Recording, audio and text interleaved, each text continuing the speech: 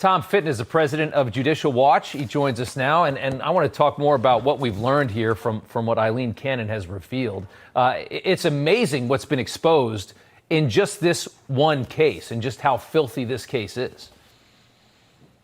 Well, we've seen this from the get-go. We had asked and pursued a lawsuit over these exact documents, got the Stonewall, but we did get documents initially showing that the Biden White House was helping move this case against Trump along. And I don't know how many meetings you need to have with the White House and archives and the special counsel and Justice Department before you realize that the Justice Department independent investigation of Trump was about as independent from the Biden White House as the DNC is independent from the Biden White House. It was hand in glove. And to me, it's a further indication of the vindictive, selective prosecution targeting Trump.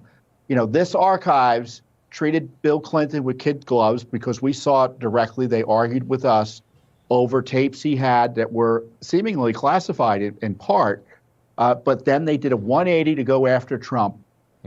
And we see they did it with the support of the White House. The raid on Trump wouldn't have happened without support of the White House.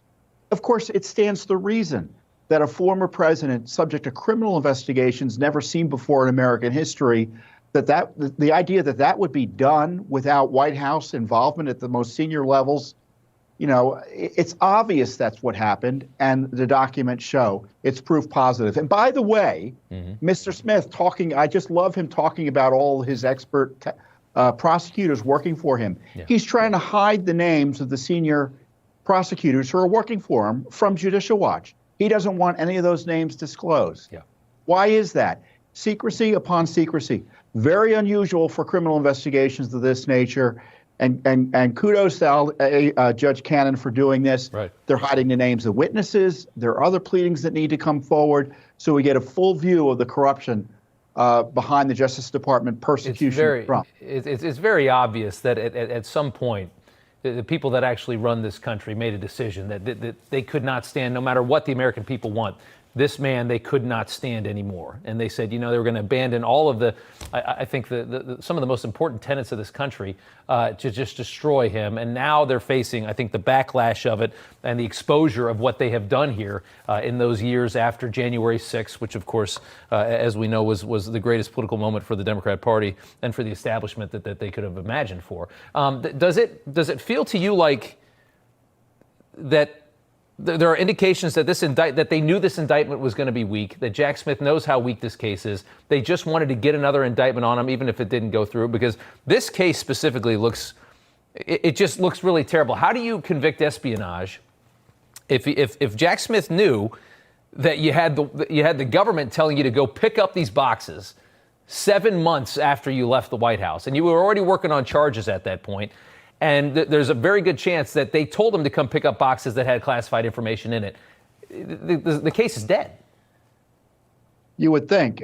It's just another indication it was a setup from the get-go. They set Trump up almost immediately with the partisans at the archives pretending that he had documents he had no right to, which wasn't the law and it wasn't the legal position of the Justice Department previously.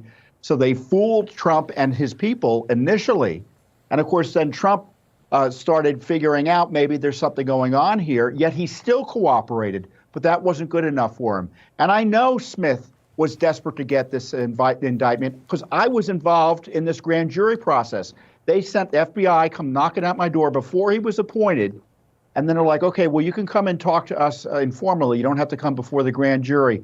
Smith gets appointed a few weeks later, and all of a sudden they did this remarkable turnaround. Oh, forget about that promise to come talk informally. We've got a grand jury. And of course, I went in and told them they were all wet, but of course they didn't care because it was all about getting Trump. It was like going before an MSNBC panel, those prosecutors, as opposed to any fact finder of that you could be assured that there was justice being fairly administered. And, you know, you have to wonder. I mean, we have some transparency here on this case. First off, how does Eileen Cannon not dump the case after what we've seen? The optics look so terrible. It looks so fascist to have Biden get off so easy for this, Trump facing prison. But also imagine if we had this transparency in the other Trump cases, imagine what Juan Merchan is concealing, potentially about Alvin Bragg's case. He doesn't give one legal victory to the Trump team. How dirty these cases all are. Tell you, if Trump is elected president, if I were him, I would appoint a special counsel to investigate all of this. Yeah. This grand conspiracy against him to deprive him and other Americans of their civil rights under color of law, and the Justice Department, Fulton County, up in New York, they should all be brought in and be subject to a full federal civil rights investigation over this election interference and targeting of targeting of Trump and other innocent Americans. Yeah, I can't wait to see the media's reaction if he pulls that move. They go nuts over that. Tom Fitton, we appreciate you coming on. Thank you so much. Well, thank you.